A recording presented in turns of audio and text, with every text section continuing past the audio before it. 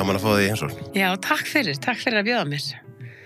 Tók smá tíma fyrir mig að safna í þetta. Já, einmitt, þetta var búið í bígerði svolítið tíma.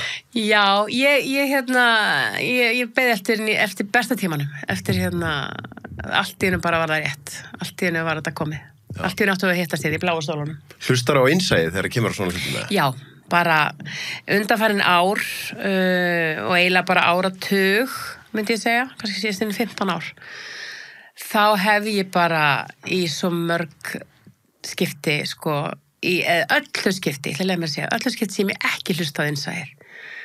Það hefði það endað þannig að ég verið að hrista hausin yfir, ég er akkur hlustaðar ekki á innsæðið.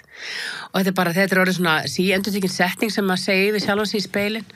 Þá náttúrulega verður maður bara aðeins að man up og bera ábyrgð og hlusta á innsæðir.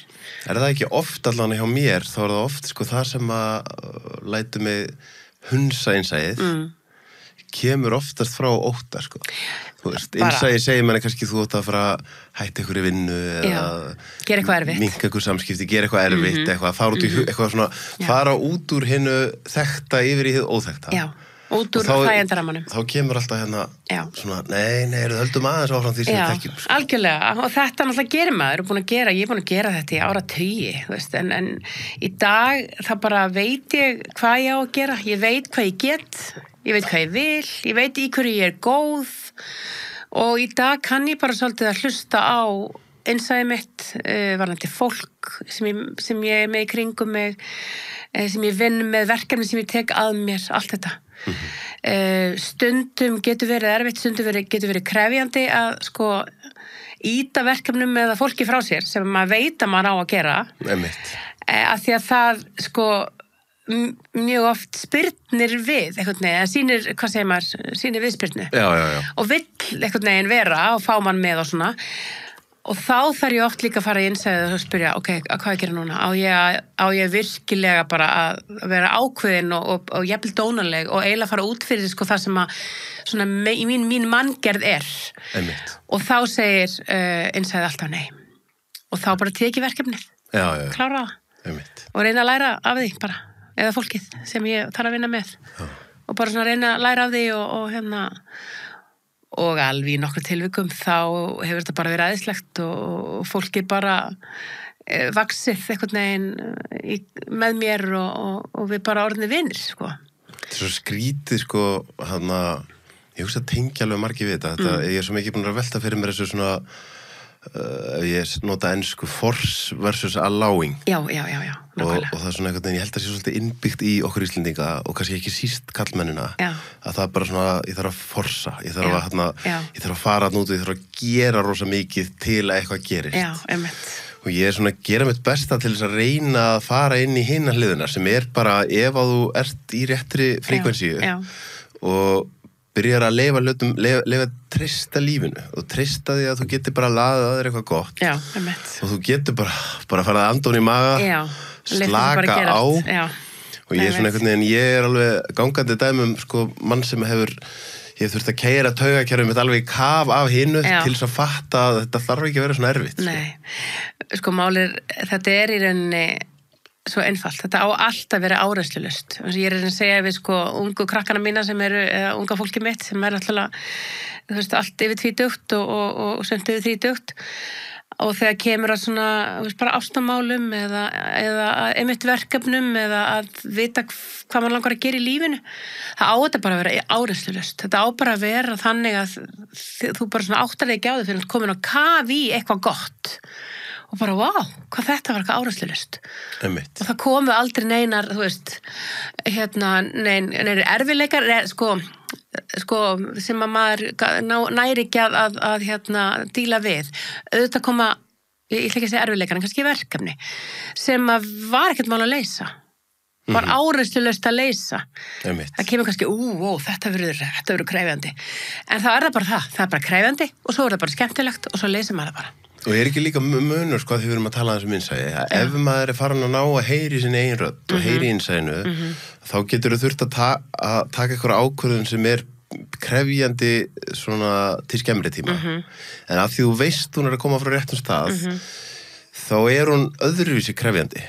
Að því þú veist, þú veist einhvern veginn, það öðruvís sem maður að gera eitthvað sem krefjandi, en það kemur ekki frá réttum stað, þá verður það alveg 5 sinnum meira krefjandi. Ég veit, þá sér maður ekki fyrir endan á því. Nei, og þá það einhvern veginn og ég hugsa sé alveg margir á Íslandi, sérstaklega kannski svona, þú veist, þegar líka við veturinn og svona þegar veðurskilyrðin erfið og það myrkur á þessum tíma sem við erum í núna. Ef maður líka með einhverja meðvirkni og maður líka kannski búin að setja sig eitthvað tíðan í burnout, jafnvel oftar en einu sinni, þá ertu farin að týna þinn eigin rödd. Já, algjörlega. Og þá þarf maður fyrst kannski að horfa á sig sem einhvers konar, ef maður væri í sími, að maður þarf að ná að hlaða batterið yfir ákveðið mikið til svo getur aftur fyrir að heyra í þér. Algjörlega.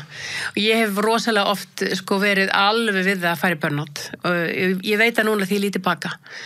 En ég held að innsæði þá hafi mitt kipt mér niður, Nú er að stoppa áður og í línuna. Bara áður en ég fór yfir brúnina, Og einhvern veginn hef ég náð að draga mig tilbaka á einhverjum tímapunkti ákvað ég að það væri best fyrir mig að fara ein í sumarbústað. Fjölskylda mín var og mamma var alveg, hvað ætlað þú að gera ein í sumarbústað? Og næsta spurning var, allt í lagi í hjónabandinu? Það hlaut að vera eitthvað að þar ef ég var að fara ein í sumarbústað með sjálfri mér. Og þetta þótti svona mjög skrítið og margir þurftu að tala svo mikið þetta við mig. Af hverju ertu að fara ein og hvað ætlar að gera og ég verður ekki hræðilegt og verður ekki einmanna og í dag veit ég ekkert betra en að fá að vera ein og helst eitthvað staðar einangruð bara með sem minnst að borða og sem minnst að gera og ég gerði þetta í nokkur ár á nokkura mánaða fresti og ég sé í dag að það var eingöngu til að passa það að ég færi ekki fram á brúninni og það var eitthvað annað en ég sem var að stýra þessu Já, vel gert. Ég farið yfir brúnina og það sem er vont við að fara yfir brúnina er að þá á einhvern nátt, þú veist, taugakerfið verður aldrei alveg eins aftur. Nei, þú veist, þú ert búin að keyra þið og það aftur þetta einhvern veginn á þeim tíma. Ég held bara áfram þó ég verið að fara að sjá tvöfalt og það bara, nei, bara ekki vera aumingi, bara áfram. Nákvæmlega, ég hef heyrt þetta og ég hef alveg það hafa nokkru verið að banka í mig núna undanfarna mánuði, höfðu miklar ágjörði ég væri að fara yfir fram úr sjálfur mér, Já, þetta örgulega, við komum nú betur inn á það eftir, örgulega mikið álag í kringum. Já, og svo það hvernig vinnur maður út úr því og hvaða fólk maður með í kringu sig og hvaða, á hvaða vegferð er ég. Af því ég var ekki á sömu vegferð og margir aðrir í kringum mig, í þessu ágæta Eurovision-verkefni sem við ræðum kannski með það eftir. Ekki kannski. Nei, við ræðum eftir. En þegar þú sagðir að fara ein með sjálfur þér og helst sem minnst að borða, hefur verið að því ég núna byrjaði í gærkvöldi að fasta. Já. Að fá mér bara reynt kaffi en annars ætla ég að taka 48 tíma og kannski taka eina karnivórmáltíð í kvöld. Já, ég hef alveg ég kynntist þessu út í Pólandi með henni Jónínu Ben og það fyrir mér var algjör svona eye-opener í því að heyra allt loksins í sjálfri mér, þegar maturinn var tekin út enginu. Nákvæmlega. Að því að maturinn fyrir mér var allt sem vil háfa því og er enn í dag svona flækjustir verði ég að ákveða hvað ég ætla að borða og þarf ég að hugsa hvað ég ætla að borða og svara við því að náttúrulega klálega já en í dag er ég bara svona miklu afslappari gagvart mat hann stýri mér ekki, hann stýrði mér alfarið, 100% stýrði það mér og yfirleitt í rangar áttir þannig að þegar ég kötta hann út í þá föstu eða og ég fór alveg upp í þessar 2 vikur, eins og var ég alveg í 3 vikur og það verður alveg ótrúlega auðvelt svona eftir nokkra daga fólk heldur þetta sé eitthvað hræðilegt en svo verður það ekki, eins og sé, það verður bara svona ró í líkamanum og þegar að ég þarf ekki að fara að vera að hugsa mat að þá er ég að hugsa sjálf mig þá næ ég að hugsa sjálf mig og næra mig eins og að fáránlega það hljómar með því að næra mig eins lítið og mögulegt er og eiginlega jafnvel þannig að ég finni fyrir hungrinu og ég finni fyrir því að ég þurfi að borða Já, einmitt til þess að lifa Einmitt Þetta er eitthvað svona, en ekki lifa til að borða Einmitt, og þetta ef það einhverja hlustuð að horfa sem að heldur að hann eða hún hafi ekki einhvers konar fíkni munstur varandi mat og bara skorja okkur að byrja fasta núna. Já, algjörlega. Þú veist, ég ætla hana fyrir mig og ég held að sé bara fyrir eiginlega að þegar þú ert komin ákveðið langt inn þá ertu bara að horfa á hvernig aðrir að borða, þú ert að hugsa hvernig þú ert að nota mat og þú bara, hvaða Matrix þetta? Ég veit það. Og því lengra sem maður fer inn í þetta, ég sko datt inn og út úr þessu í mörg ár, eiginlega bara í áratug, frá því ég kynnist þessu kringu 2008 með Jónínu og ég fór bara mjög oft og iðulega til Póllands og finnst það ennþá æðislegt. Það bara fylgir því svo mikið ró. Bæði það að draga sig svona út úr, það er einangrunin og síðan fastan og svo ekki síður sko, þú skilur ekki orðið tungumálinu. Og veist ekki hvað stendur á skiltunum. Þannig að heilin fær eitthvað neinn, þú skilur ekki hvað er sagt í útvarpinu. Og að fara til lands þar sem maður skilur ekkert. Ef maður leyfir sér að bara svona falla í það, að þá er það alveg ótrúleg hvíld. Já, ég tengi við þetta. Það er vel orðið þar að falla í því ég sagði sko, allavega fyrir mig, að þá þegar maður fer inn í þetta, þá er maður að fara í eitthvað svona frákarsenginni. Já, algjörlega. Og þá, þú veist, þá kemur mótstaðan og kvíðinn og allt dótið. Já. En ef þú ferði eftirgjöfuna, þá byrjar að eiga sér staðið eitthvað alvöru heilun. Já, algjörlega. Og þá meiri sig að fer maður að skilja tungumáli í kringum mann, sko. Þótt að maður skilja ekki neitt. Ég var að spjalla við náunga daginn sem að, hann segir við mér, sko, ég þarft ekki bara, þú veist, þetta er náttúrulega bara úrvinnsla, þarft ekki bara að melta tilfinningar og þá hugsaði ég mig, það er það sem gerist þegar þú fastar. Ef að maginn þarf ekki alltaf að vera að melta mat. Nei. Þá fer allir að koma upp þú veist, tilfinningar og dót og þú fær tækifæri til að melta það og fara í gegnum það.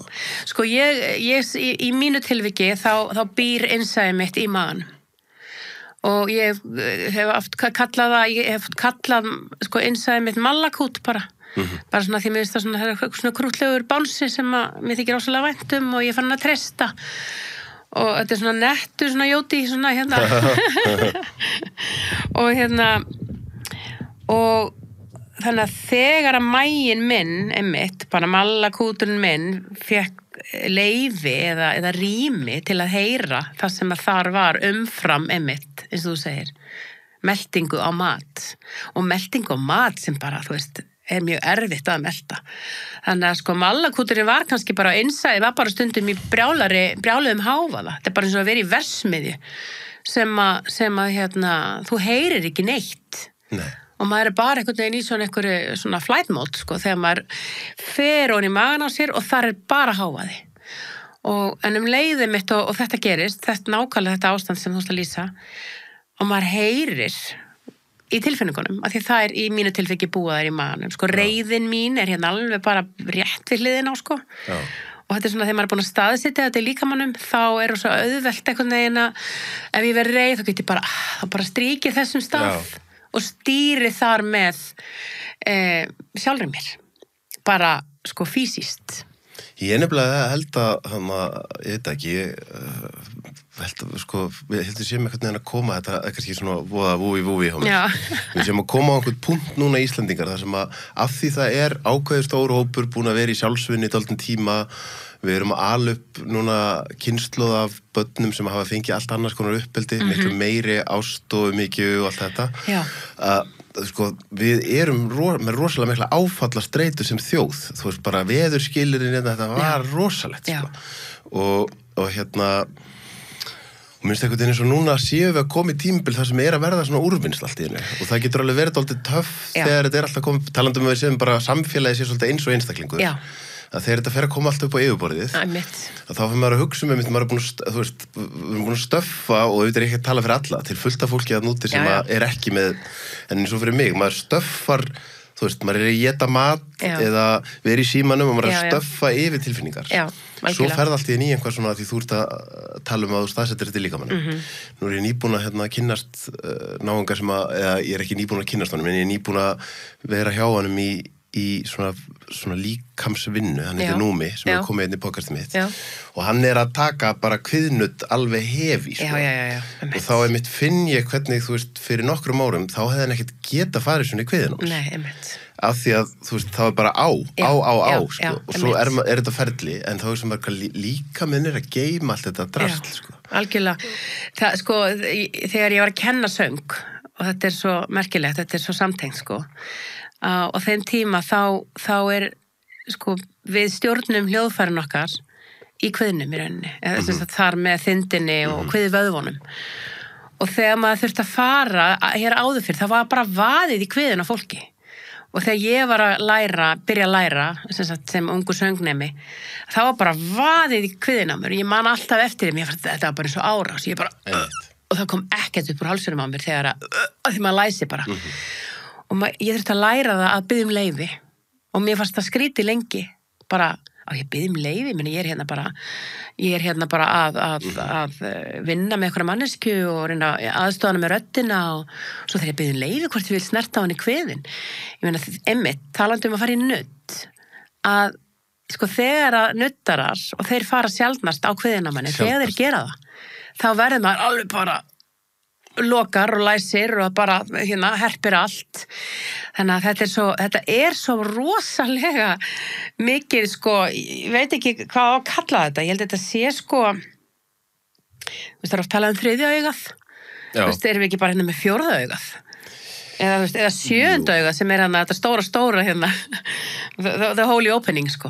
Ég veit ekki hvort að, sko, þetta er svo miklu mikilvægari partur heldur en að við, sko, gerum okkur grein fyrir. Og einmitt, þarna söfnum við framan á okkur, bara endalausu á tilfinningum, upplifunum sem eru óþægilegar, og einmitt þeir sem eru svona aðtalið, með miklir umsvið magan. Ég hef verið þarna, og ég man bara eftir því sem mæna mig minnkaði, það var engin undankomi leið fyrir mig önnur en að horfast í augu við kviðin á mér, sko. Einmitt. Eftir því sem mæna mér hvarf, eða það að segja, bara vömbin á mér hvarf, og sem að kannski var á tímabili skjöldurinn minn, sko. Þá bara varði ég að horfast í augu við ótrúlega mörg málefni, og það eins og þú segir svona úr einhvers konar genetískar upplifanir og sársauka og sorg og alls konar ofbeldi og allt þetta, og maður verður bara einhvern veginn að setjast í þetta og fara í vinnuna, taka til í þessari geymslu. Já, einmitt, þú eru að lýsa þessu bara núna, þá hugsa ég einmitt svona þessi frá, þú veist, á eftirgjöfuna, sko. Að það er ekki þægilegt að mæta þessu, og það er ástæða fyrir því að maður er ekki búin að vera að mæta þessu. Nei, algjörlega. En þá er það þetta mitt, skilur, að treysta því að ef þú leyfir þér að fara í alvörun í gegnum hlutin, þá kemur út hinum einn, sko. Já, það er einmitt, við erum að fara í gegnum haftið, sko. Já, því minnst við svona búum í samfélagi þar sem og bara hinn vestræni heimur, þar sem er svona bara við þurfum að delivera. Já. Og það er engin tími til að vera prósessa neitt. Það er bara, þú veist, ertu með kvef, taktu pillu, þetta bara áfram. Algjörlega. En svo einhverjum tímapunkti getur ekki lengur og þá þarf að fara að mæti þessu, og þá er það ekki náttúrulegt fyrir mann að vera í þessu allowing og bara gefa eftir, af því að maður er vanur í að geta bara herst á móti og, þú veist, gert eitthvað. Einmitt. Og ég hugsaði einmitt að því þú myndist á, sko, kynslóðuna sem við erum að ala upp. Ég held að hún sjáu okkur í miklu bjartara ljósi heldur en að við, eða hvað segir maður, í miklu hreinskilnara ljósi heldur en við sjáum okkur. Já. Að því við erum búin að gefa þeim þá sýn. Við erum svolítið að segja við þau, ekki þið gera þetta og þið skuli gera svona og þetta má, og við erum að styðja við þau í alls konar baráttu gegn ofbeldi og af öllum toga og reyna að eyða jöðrunum og svona gera bilið að milli minni hluta og meiri hluta hópana sko minna. Og þessi vinna, ég finn það, hún er í gangi núna, hún er rosalega sársaukafullir fyrir marga. Og ég held að það sé líka, ég óttast það að unga fólkið okkar upplifi sig eins og að það geti ekki treysta okkur að við erum í svo miklum tráma. Skilur? Góða punktur, sko. Ég svona, mér finnst það stundum svona, þeim langar að treysta okkur, þú veist, þeim langar að hafa þetta eins og eðli heimsins er að gamla fólkið styðji, næri, fræði, þetta. En ég óttast það að þau treysti frekar, sko, AI heldur en okkur, sko. Einmitt. En áhugavert líka að taka ef ég tekum Þessi þáttur áskriftaþáttur. Inni á sölvitryggva.is fá áskrifundur aðgengi að öllum útgefnum þáttum, aukaefni og nýjum þætti í hverri viku.